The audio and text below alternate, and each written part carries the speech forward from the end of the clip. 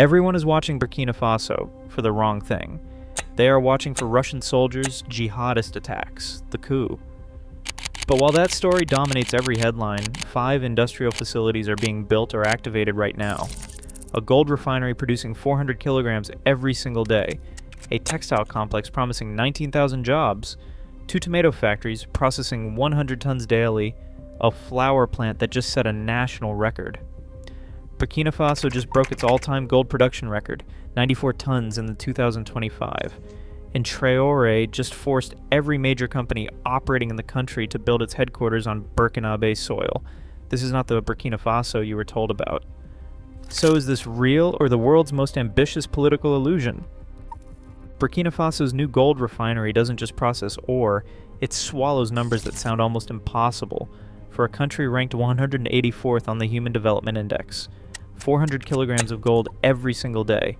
That's the official capacity, enough to hit a national record, 94 tons of gold in 2025, up from barely 60 the year before. The numbers are everywhere. In official speeches and press releases repeated like a mantra. But what do they mean for the people actually working here? Inside the plant, the workforce is split. There are about 100 direct jobs, engineers, chemists, machine operators, and security. Most are young, many trained on the job, a handful with degrees from Ouagadougou or abroad. Their contracts are hard to verify, and nobody outside the ministry can say for sure what the pay looks like.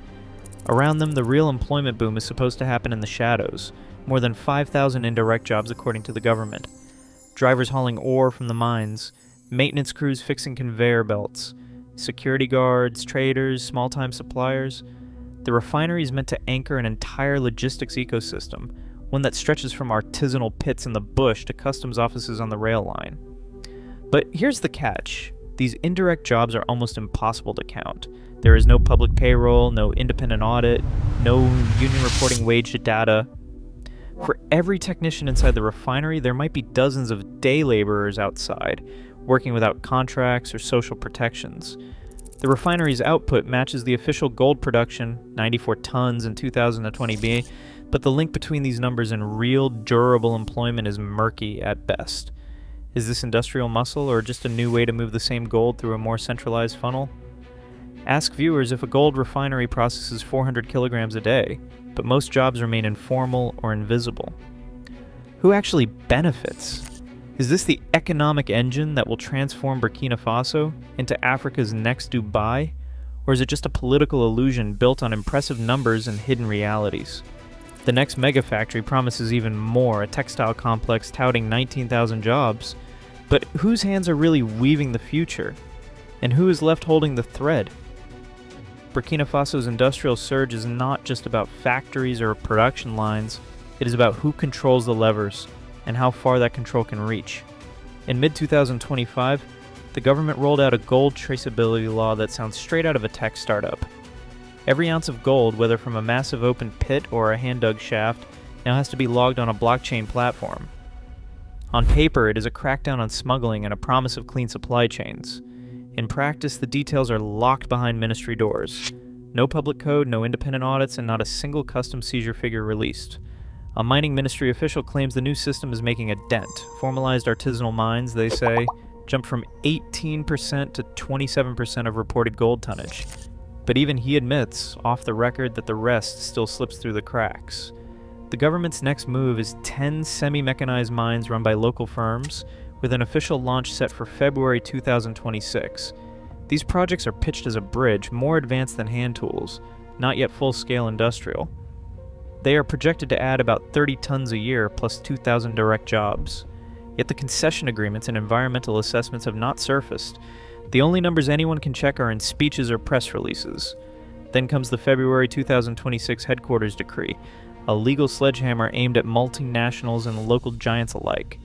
Any company turning over more than 5 billion CFA must register its head office on Burkina soil, cross the 100 billion CFA mark, and you are required to build a 7-story tower, complete with energy efficiency certifications and a parking lot big enough for a small fleet. The government calls it economic sovereignty. A foreign analyst calls it a forced anchor, warning that these requirements could scare off outside investment, or simply shuffle paperwork without changing who pulls the strings. When a state can track every gold shipment on a blockchain, force companies to build skyscrapers and hand out mining rights without public scrutiny, does that look like real sovereignty, or the world's most ambitious political illusion? The next mega project promises 19,000 jobs in textiles.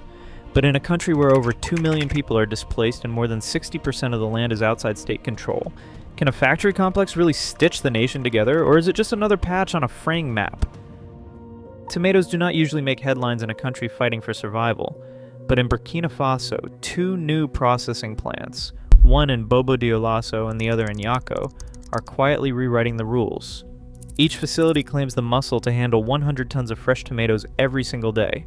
That is not a showcase number. It is logged in engineering specs, pilot run sheets, and even the customs records. During the 2025 harvest, the plants ran at nearly full tilt, averaging 96 to 98 tons a day, with peaks over 100 during festival season. The impact shows up in the trade data. Imports of tomato paste and puree, once a staple on supermarket shelves, dropped from 12,000 tons in 2023 to just 2,800 in 2025. Domestic production filled the gap. Customs analysts point to a 75% cut in tomato imports, an economic swing that is hard to ignore. For the first time in decades, Burkina Faso's food shelves are stacked with local concentrate, not cans stamped product of Italy. Inside the plants, engineers and line supervisors track every batch. Their logs match the official numbers, at least on paper, but the real test comes outside the factory gates. Growers in the surrounding countryside report higher farm gate prices and a state-backed guarantee, 200 CFA per kilogram, paid on delivery. The government's pitch is simple: industrialize agriculture, keep value at home, and cut foreign dependence. On December 31st, 2025, President Traore stood on national TV and declared that for the first time, Burkina Faso is 126% food self-sufficient. The numbers back up the tomato story. But is this real sovereignty or just another political illusion? When a plant can process 100 tons a day, but most of the country remains in crisis, who actually eats the benefits? Is this Africa's next Dubai, or just a well-staged show? Big factories only tell part of the story. The real gamble is happening in the fields and rivers far from the spotlight. In 2026, Burkina Faso's government launched the Green Growth Program, a sprawling plan to irrigate new farmland, build aquaculture hubs, and turn factory byproducts into livestock feed. The budget lines read like a shopping list for a future that's always just out of reach. $45 million for irrigation in the Boucle du Mouhoun Basin, $20 million for tilapia farms near Kongusi, $12 million for a feed plant designed to churn out 500 tons a month. Donor logos, World Bank and African Development Bank dot the contracts, promising audits and progress reports.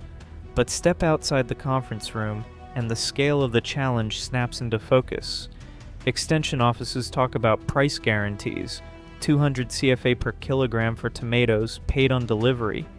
Cooperative leaders tally up the gains, income's up 35% for some growers, new solar-powered coolers for others. Yet for every success story, there is a field left dry by a broken pump, or a shipment held up by fighting on the road to Gorsi. Security escorts are now part of the supply chain.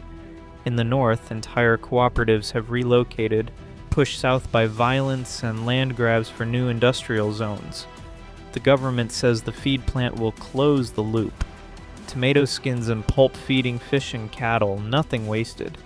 But can these circular economy pilots survive in a country where more than half the territory is contested, where 2 million people are already displaced, and every new hectare of irrigation risks becoming a flashpoint? If policy can buy progress, how much does it cost to keep hope alive in a war zone? Or is this just another round of big numbers and bigger promises, waiting for reality to catch up? 19,000 jobs. That is the number Aerotex's spokesperson repeats, echoing through interviews and press releases, shaping the company's promise to Burkina Faso. 2 textile complexes, Surigao and Boromo, stand as the centerpiece of this vision, turning the country's raw cotton into finished garments stamped with a new national pride. The plan is ambitious, vertical integration from field to factory, with every stage under one roof, and the hope that the Cotton Belt will finally claim its share of the global market. Projections are precise. Aerotex calls this the largest single employment drive in the nation's history. Their projections are precise: 12,000 on the production lines, 3,000 in logistics and maintenance, 4,000 in administration and sales. The numbers overshadow anything promised by gold mines or tomato processors. Yet outside Aerotex's own filings with the Ministry of Industry, there is little to confirm them. No independent audit, no Ministry of Labor payroll, no union wage sheet, just the company's word echoed by state media. No one can say how many jobs have been filled, how many are permanent, or how many pay more than the minimum wage. Tangible is the cotton-to-garment pipeline. Local ginners have a guaranteed buyer. Trucks loaded with raw cotton arrive at Surigao and Boromo, and finished fabric leaves for West African markets and state contracts. But the supply chain is fragile. Security consultants, some foreign, patrol the roads, guarding against hijackings and sabotage. An Aerotex manager, speaking off camera, admits a single attack can halt production for days. In a country where over 60% of the territory lies beyond government control, every shipment is a risk. Government points to Aerotex as proof that industry can bind the country together. The factories stand in the so-called secure corridor, far from conflict zones. For families displaced by violence, the promise of a job is more than a statistic. It is a chance at stability, or at least the hope of one. But if 19,000 jobs exist, why cannot anyone verify them? Who's actually getting hired, and who remains shut out? When factories rise in safe zones while the rest of the country is left behind, is this genuine economic sovereignty or just an ambitious illusion? Cashews, flour, and electricity form the unlikely backbone of Burkina Faso's new industrial push. The government's plan for 2025 calls for 20 agro-industrial units, each one mapped along the central corridor, never far from the main arteries of power and security. Banfora's cashew processor, Capella's dairy hub, oilseed crushers, and metalworking shops are all recent arrivals, tied together by a logistics network that barely existed a decade ago. The Kaya flour mill stands out. It is the country's largest, turning out 200 tons of grain daily, mostly millet and sorghum, with wheat imports filling gaps during lean months. The manager gestures toward the grain silos and the loading dock, where trucks line up from dawn to dusk. Contracts with small farmers promise steady prices, but the details remain opaque. There are no public supplier lists and no wage disclosures. The official line is that the mill anchors food security and keeps bread affordable. Cashew follows close behind. Burkina Faso, the flagship plant, claims an annual capacity of 30,000 tons and employs around 1,800 people, with training programs linked to local vocational schools. Yet export figures are missing, and the Ministry of Trade keeps processed cashew data close. The speeches tout jobs and skills, but the real impact on growers' incomes is hard to verify. None of this happens without electricity. Since 2025, 160,000 households have been connected, lighting up 131 rural localities, and adding 25,000 streetlights from Ouagadougou to Kaya. A power grid engineer in Bulkiemdi calls it the biggest leap in the living standard she has seen, though outages remain frequent and the grid halts at the edge of the corridor. Transport is the final piece. Faso Rails is a $1.2 billion project, promising to link Ouagadougou, Bobo Dioulasso, and new industrial zones by 2026. Funding comes from African Development Bank loans, French equity, and state guarantees. Each kilometer of the track is a wager on stability. What does it mean when 20 factories, 160,000 electrified homes, and a $1 billion railway rise within a single corridor, while most of the country remains beyond reach? Zoom out from the factories, and the map tells a different story. Burkina Faso's new industrial corridor, the gold refinery, the tomato plants, and the textile complexes runs like a spine through the center of the country, hugging the last stretch of territory under state control. But beyond these lines of light, more than 60% of the land has slipped away. That is not a rumor. It is mapped by ACLED and confirmed by humanitarian reports. Jihadist groups and armed militias hold the north, the east, and most of the Sahel. The government's grip ends where the security convoys turn back. On paper, the numbers dazzle. 94 tons of gold in 2025, 400 kilograms processed daily, 19,000 textile jobs promised, 160,000 homes electrified. But the Human Development Index still ranks Burkina Faso 184th in the world, lower than almost every country in Africa. 2 million people are displaced, most of them living in makeshift camps or squatting at the edge of these new industrial zones. The factories rise, but the camps grow faster. Inside one camp on the outskirts of Kaya, a woman named Awa describes her journey south. She fled the fighting in Sum with her children, leaving behind a farm and a house. Now she waits for Aad, watching trucks loaded with flour and cashews roll past on their way to the new mill. An NGO worker, tasked with monitoring land disputes, points to the tension. Land for factories, but not for the people who lost everything. Ask viewers, when 2 million citizens are displaced and over half the country is beyond government reach, can a string of mega factories really claim to be Africa's next Dubai? Or is this the world's most ambitious political illusion? The legal answer comes next, as the state tries to redraw the rules, on paper and on the ground. February 2026. The government issues a decree. Any company earning more than 5 billion CFA must move its legal headquarters to Burkina Faso. Those crossing 100 billion CFA face a stricter mandate, a 7-story tower built to international energy efficiency standards, complete with expansive parking. The message is clear: capital executives and tax revenue must be anchored at home, not drifting offshore. This isn't just a bureaucratic shuffle. It's a reshaping of the skyline, a claim to economic sovereignty written in concrete and glass. The blueprint borrows from Singapore and Dubai, where regulatory forests turned cities into magnets for global business. In the 1960s, Lee Kuan Yew required foreign firms to register in Singapore, laying the foundation for a disciplined, legally clear city-state. Dubai's free zone model transformed its desert into a forest of headquarters and towers. But those cities had stable borders, reliable courts, and governments that delivered. Burkina Faso's version arrives in a nation where over 60% of land lies beyond state control, 2 million people are displaced, and the Human Development Index ranks near the bottom. Political parties are suspended, journalists are silenced or conscripted. The president rules by decree.